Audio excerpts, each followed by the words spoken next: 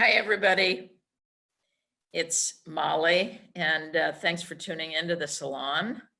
I've just been having a great conversation with these three artists, and I'd love to let you in on it, but it's secret. But you will be hearing other secrets from them tonight. This is our weekly program every Thursday evening where I interview innovative thinkers and creative firebrands.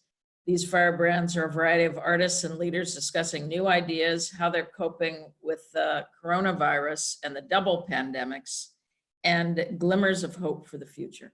My guests this week are actress and singer Ife Butler, playwright and novelist Theresa Rebeck, and director Timothy Douglas. Ife is an accomplished and decorated theater actor and singer. She's got a career that spans over 35 years in the entertainment industry. Most importantly, she's an actor with an extraordinary ability to capture an audience and put them right in the palm of her hand. Her many awards include a bunch of Joseph Jefferson Awards in Chicago, Helen Hayes Awards. She was inducted into the National Museum of Women in the Arts.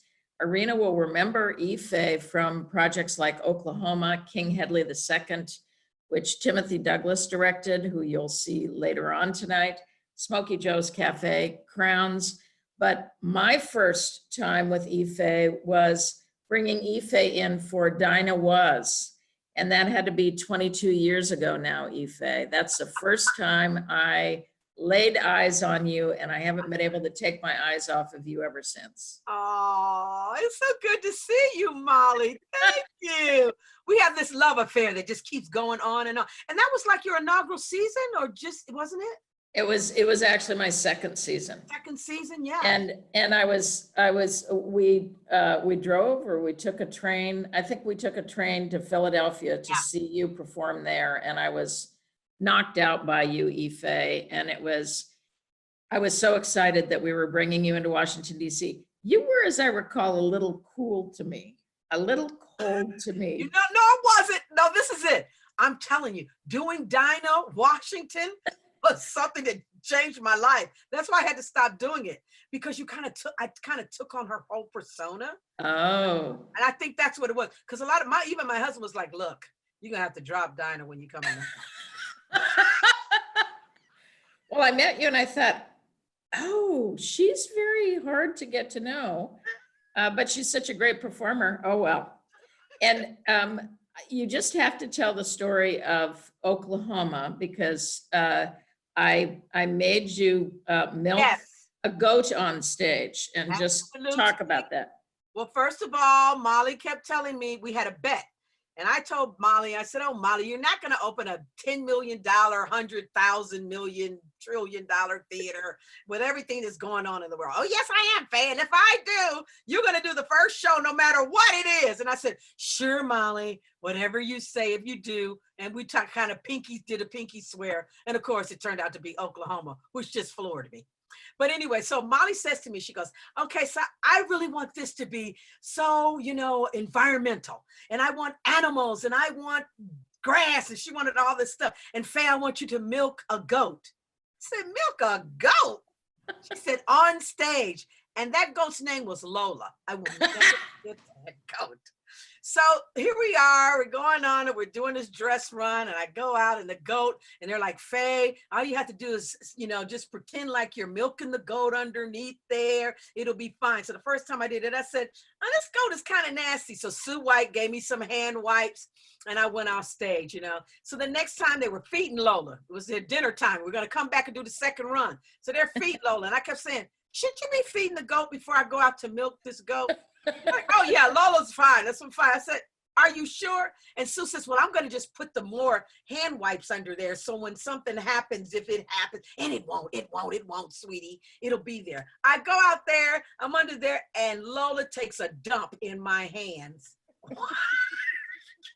Well, I'm like sitting there, and Nick is singing to me, and I'm like, I'm going to kill Molly Smith. Well, my hands. Needless to say, the farm menagerie only lasted for 2 performances We had a baby pig. We had chickens. I wanted it all to be Oklahoma, and it broke my Ponies. heart. You had ponies, you had everything. I was like, what is this? All backstage in the side bathroom. People know that mommy had all the animals caged in the bathroom area for the actors. It was a great example of how you have to kill your favorite children, because that was a favorite idea of mine. But because of Lola the goat and you, we had to. Oh, my fault. Yeah, go ahead. It was your fault. So Ife, you've had this career where you've been a solo performer as well as an actor. Uh-huh. And I am really curious for you to talk to us about what you love about each one of the performances. Well, I think when I'm doing solo performance, it gives me an opportunity to kind of get people to know who I am. You know, so many people just see me as characters, but I think a lot of times when I'm doing my solo performances, it gives me a chance to kind of express who I really am and kind of share with an audience my experiences through the theater. Because a lot of things happen to you while you're doing shows. And I think it's life's experiences that make you the best performer you can be. And especially when you talk about being a solo performer.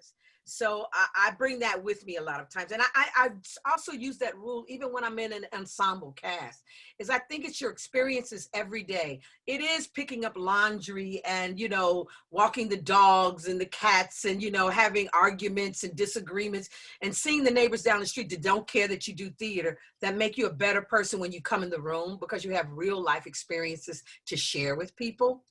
And I just love that aspect of performing no matter what I'm doing. And it keeps me grounded. It keeps my feet on the ground and lets me know that theater is not who I am, it's what I do. And I love sharing that experience with people. So, you know, it's always good for me. That's great, Ife. And now, Ife, talk to me about the March on Washington on August 28th and why it's important for all of us to come out and march. I think we all have had a voice, and I know that as I watch and I see history and the pictures, you know, I was quite a little bit too young to do the march, but I've always wanted to do it. And my husband, who is a native Washingtonian, born and raised in Washington, he was actually a teenager that could have done the walk at that time and didn't. And I know we sat down and we talked about it. He says, this is a time for me to make a change when I could have made a change when I was young and I didn't understand it. I want to do it now. He's 70 years old. He said, it's important to my lineage. It's important to our family. It's important to our country that we see all people linked. You know, I know it's going to be hard because of the COVID and everything like that, but it's an important statement to make. Because that March on Washington and those speeches that we heard and the people that we now know as John Lewis and all the people that we hold so dear to us that are still present with us and have left us such a great legacy. And we need to rebuild that legacy. We need to still stand on the backs of that. And if I can be a part of that and feel the energy that I always feel when I'm in Washington, D.C., but on the March on Washington, I want to be there for that. You know, even if I'm on the fringe, I want to be in the area. I want to feel that, and I want to feel that we're united again. I feel so divided. I want to be united with my fellow citizens, and that's why I want to do it. Well, we're all going to be there with you, Ife.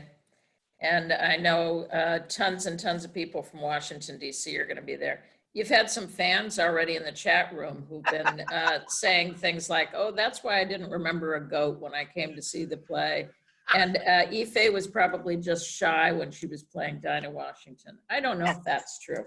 So I only have one more question for you because we're almost done.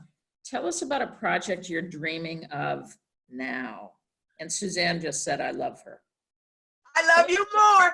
You know, I'm getting ready to do a project that I kind of talked to you about a little bit. It's called Fannie. Yes. It's the story of Fannie Lou Hamer. Yes, talk about it. She was a freedom writer. And she became the voice that wasn't heard by the men. You know, they put the seven together, and we always remember those seven great men that were part of the civil rights movement. Well, she was the woman that should have been in the photograph. Yep. And she was from Mississippi, and she was the woman that spoke at the 68, you know, convention. And they cut her off just before she got ready to speak because they didn't want to hear her truth. And so I'm doing a one-woman show called Fannie, which is the story of Fannie Lou Hamer that is written by Cheryl West. who you guys know because she's worked at the theater and We she love her. loves Yep. Washington, D.C. And I spoke to her today and she was like, well, tell Molly I said hi. And if they want to join us, you know, and make, you know, put that show. It's a small show. It's 90 minutes. So powerful. It's about the right to vote. And we can't forget that we have that right and we got to use it. It's about making everybody collectively together. It's about freedom. It's about feeding the hungry. It's about letting people be who they are. You know, it's about all of those things that we have forgotten and we've got to get back to, that we have got to reunite and know that people have died for the things that we still fight for today. And so doing a piece like that just fills my heart, you know. So knowing that the next project that's coming up and I'm working on, and we're going to do it as a touring thing in the neighborhoods here in the city, because you can do that when you're doing a rally, because that's what it is. It's a rally. It's a great piece. It's a great piece for you, and just know we're very, very interested in it. Ethan. Good. We're always interested in you, and tell Cheryl we're really interested. Good. I gotta say goodbye. I love you. Love you, I love you Washington. too. I love you too. And you're getting all kinds of things in the chat, so check them out. Next up is Theresa Rebeck, and she's a wonderful playwright. Last season, her 4th Broadway play, Bernhardt/Hamlet, premiered on Broadway, making Rebeck the most Broadway produced female playwright of our time. Other Broadway works include Dead Accounts and Seminar, among many other plays produced regionally and internationally. She's also a director. She's written novels as well for film and television, where she created the wonderful TV NBC series Smash, which we adored. Theresa is also an Arena commissioned power play writer. Hi, Theresa. Bye. Hi, So Molly. great to see you. So great to see you. Yep. And Theresa, I want to talk to you about Enlightenment, which is your power play commission. How do you think it resonates right now? It has become so shockingly of the moment that it's more and more fills my heart. When you were talking to Ife about what are you doing next, I thought, oh my God, I hope the next thing I'm doing when this goes away is Enlightenment at the Alley, or we did it at the Alley, and we're in a workshop, and we're bringing it to the Arena, and I have a beautiful design team and like half of an amazing cast, and we were on our way, but it's very much about the writing of the Declaration of Independence and how it didn't include women or people of color, and how then the dream of the Enlightenment, which is very beautiful in our texts, was kind of betrayed at the onset of the so-called American experiment. So it feels very much of the moment, and I'm hungry to get it in front of people, you know. Exactly. I mean, it's really time for it. It's beautifully written. It's a provocative play. And I think it's one that our audiences in Washington, D.C., that are the smartest audiences in the country, I think, will absolutely love. I'm so curious about how have the double pandemics with both COVID and also the pandemic that happened with the murder of George Floyd and the creation of the movement around African-American people and people of color in this country, and rejection of police brutality. How are these double pandemics impacting your art making?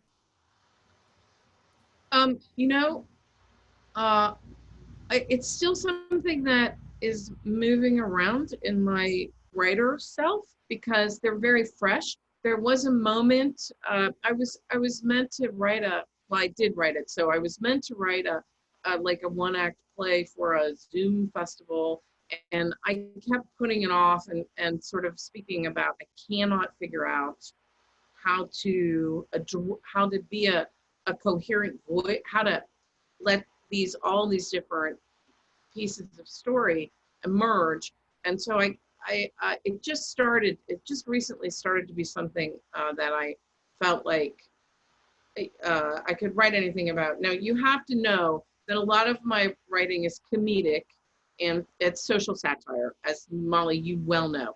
And so that was part of my my thinking around what are you going to write? How are you going to write about this? It's that there's a kind of meanness about what's going on now, like a panic.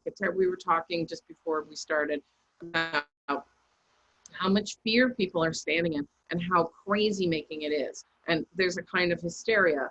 And so, of course, the Jonathan Swift in me, I'm a total, I bow to the spirit of Jonathan Swift. Makes me wonder, like, and you know, there's so much evil in our government now that it sort of starts to swim around in the pool of the morass in my imagination.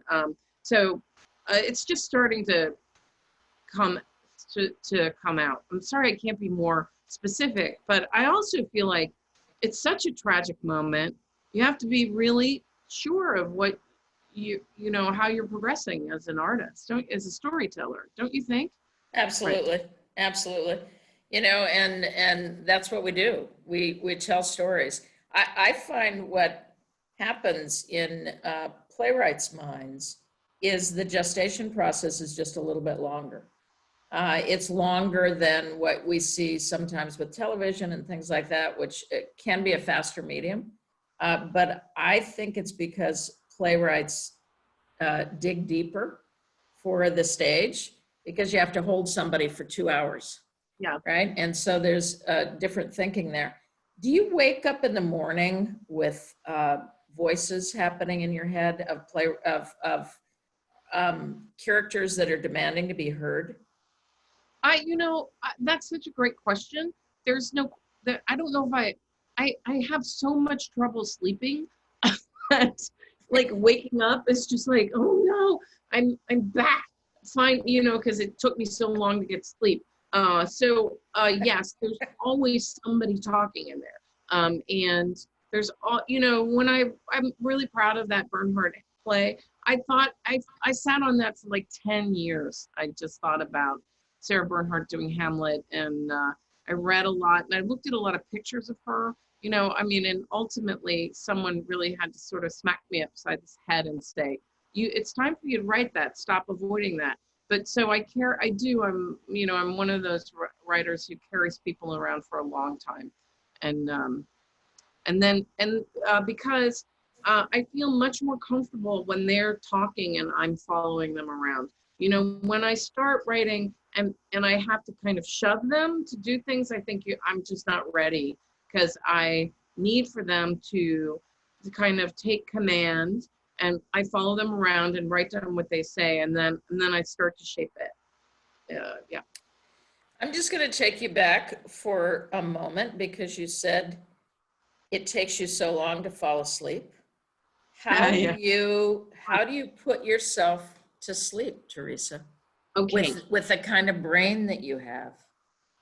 Oh, Molly, that's such a good question. That's like a mighty question, because I've carried this problem for about 30 years, you know, and for a long time I was the kind of insomniac who was very cruel to myself in the middle of the night. You know, I'd wake up and you know, my friend Francine Prose, who's one of our great novelists, calls it mortality hour, where, you know, you're suddenly assaulted with the terror of your own failures, what's gone wrong in your life, how you're just not achieving what, you know what I mean? Like all the ways your brain can attack itself. And I reached a point where I thought, I can't do this anymore. It was so painful what I was doing to myself that I started reading a lot in the middle of the night. I was finally like, if you wake up, you have to give yourself, you know, because so many people say, don't distract yourself. You have to breathe and pretend you're a bag full of rice and rice is running out of your toes. You know, all that stuff. I was like, I'm not doing that anymore. I have a lot, and I really like the Kindle because it's got that little light, and you can put the orange light in front of it, and that actually helps me a lot. And so I do a lot of interesting reading, you know, at the wee hours. And occasionally, if that doesn't work, I will like watch you know, I'll go online and watch Casa de Papel, you know. And the other thing that I'm doing now, because I am studying Spanish and during this crazy pandemic, that I study verb tenses. This is actually true.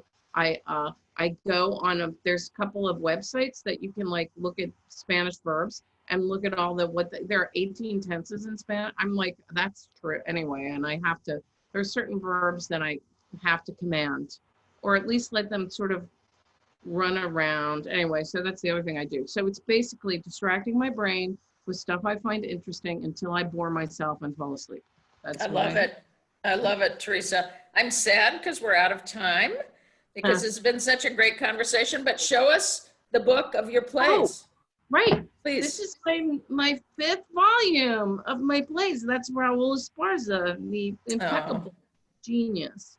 Anyway, go buy it. All right. All right. Congratulations. Right. Thanks so much.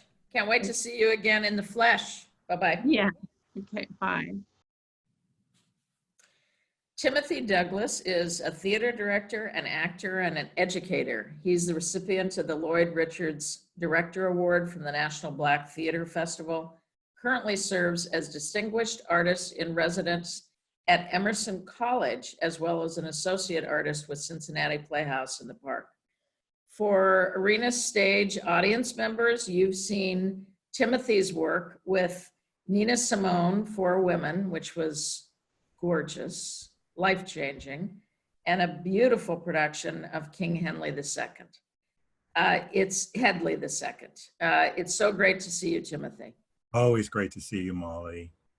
And look at tell people what you have behind you. I found an image of the co-god under very moody lighting. I'm doing so many Zoom meetings, as are we all, and I tend to create a background that is relevant to the meeting, so it reminds me of why I'm there. And also, I'm not cleaning my house. I love you, but. Yeah. Well, no, I thought this worked great, and you pop out beautifully from it. So I think the moody background worked, and it's so great for me to see the Co-God Cradle because, you know, we've been away from the theater, from Arena Stage now for almost 4 months. It's been 4 months now. So I feel sad about that, but happy to see you. And I know you always have really interesting ideas cooking in your brain. So I'm curious if there is any project or any play that you think, ooh, this is ideal for this moment in time. This is something that demands to be seen. Is there anything percolating in your brain? No. Interesting. Because there's so much other stimulus going around, and I'm really now officially having to wrap my mind around a production of The Resistible Rise of Arturo Ui for the acting students at Emerson College that is now officially going to be done in a transmedia platform, and I don't even know what that means. And so I'm officially kicking that off and finally have to make my peace with somehow channeling something meaningful from what I'm used to as live performance and being able to interpret the moment to this transmedia platform with young actors still in the process of becoming and sort of bringing them along. So I am completely discombobulated, but not daunted, not discouraged, but have relished in these last several weeks of sort of being forced to sit still. And as a result, really seeing how my mind and my creative process works without the ability to put it right to work. So it's been a real personal reckoning on so many levels, but that as well. That's great, Timothy. Well, you know, we just made a film May 22nd, 2020 at Arena, and we're in the process of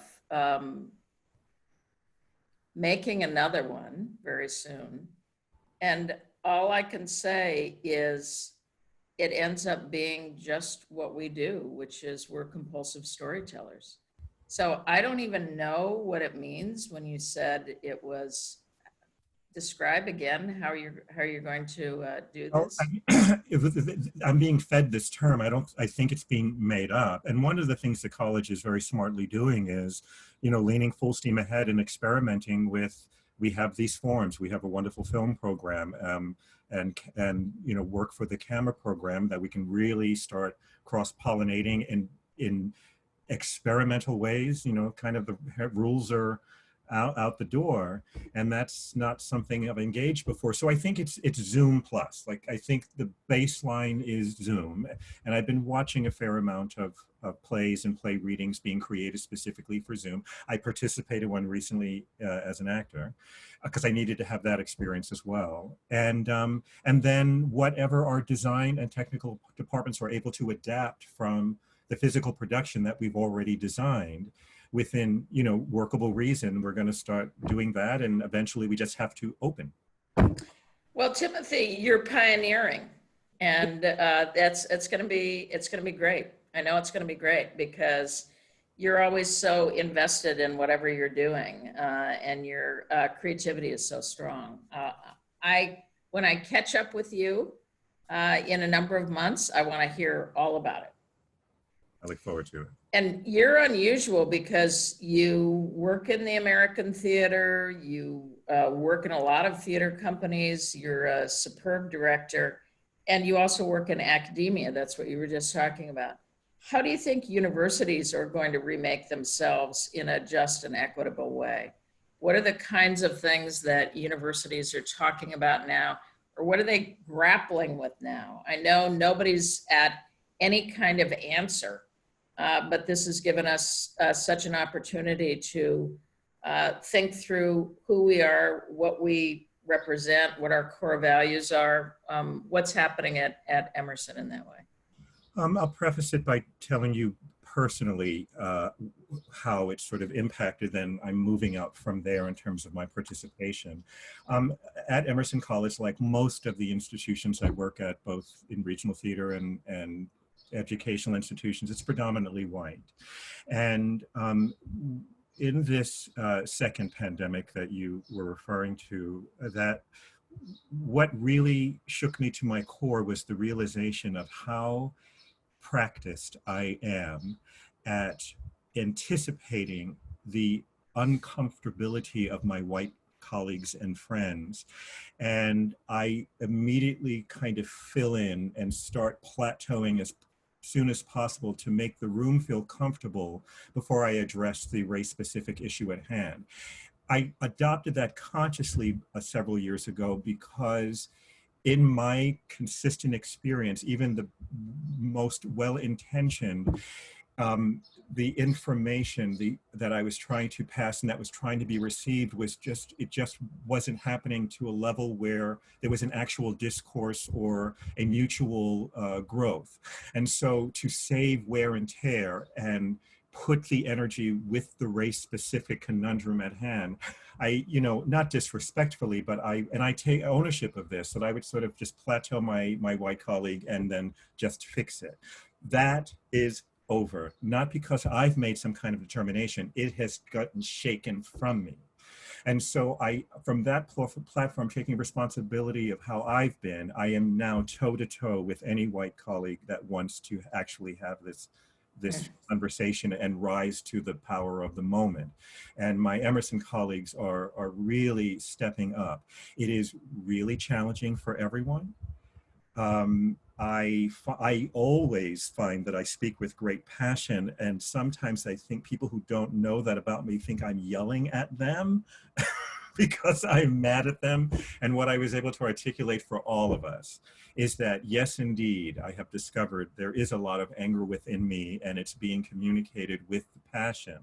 But I'm not angry at you. I don't even really know you. So you can, if I had an issue with you, I would tell you specifically what it was. So we're in the baseline, molten lava, yet unformed place with it. But at the moment, it feels like there is progress, but I could not possibly articulate it for you right now. You just did. The power of the moment, meeting the moment. And Timothy, that's one of the things that I love about you as a human being and as an artist, is that you meet the moment. And I'm so sorry, we're already at time. But if you have just one thing to say about where you're finding joy Are you finding it in music? Are you finding it in literature? Where are you finding it? I'm finding it in being able to have my running practice again. A little over a year ago, I sidelined with an injury, and I was told I was never going to run again. And working with a great physical therapist, an orthopedist, and not surgery, I have slowly but surely worked back up. And yes, it's very important for my physical health, but it truly is where things unleash. Most of my any inspired blocking there is, it comes while I'm running. And I have to remember because I can't stop to write anything down. And so being stripped to the basics as we all are right now, the fact that I can actually go out and run on trails in the middle of the city of Boston. And even though it's not necessarily going directly to shows, I am already starting to get some ideas about defining transmedia for myself. It's bringing me a quiet and focused joy, but it is bringing me joy. Thank you so much, Timothy. It's beautiful to see you. Thank you for bringing the co-God back into our lives and for your mind. Thank you. Love seeing you.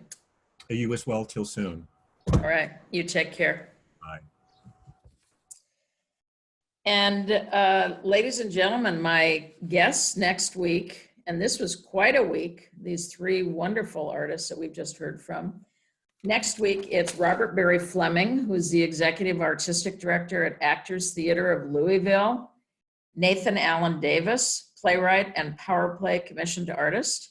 And Kathleen Turner, who's performed at Arena in Mother Courage and Red Hot Patriot. And today's gift of art is Zach Zadek. He's a wonderful composer and writer who's been commissioned by Arena Stage Power Plays to write a musical about FDR and the women in his life.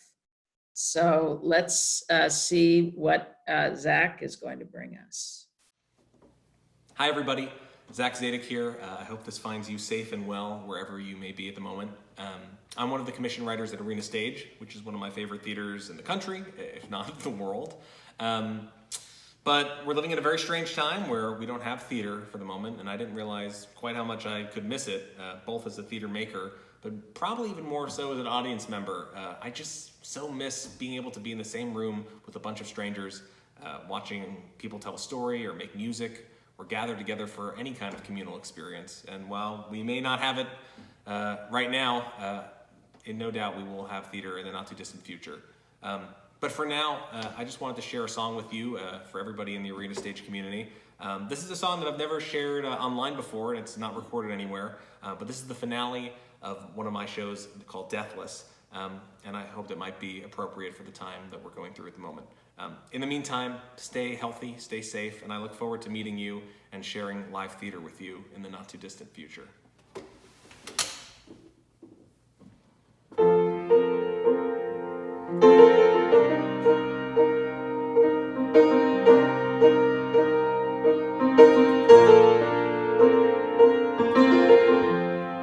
All things in life are temporary.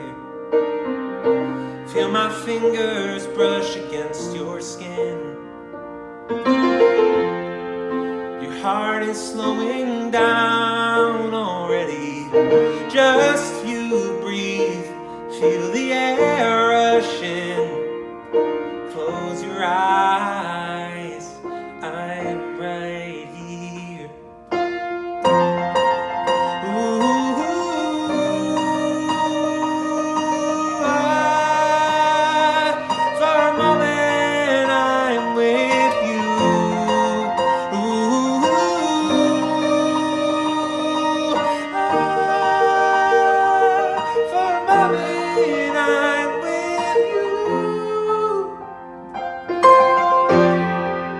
I'll be here tomorrow. I won't let you slip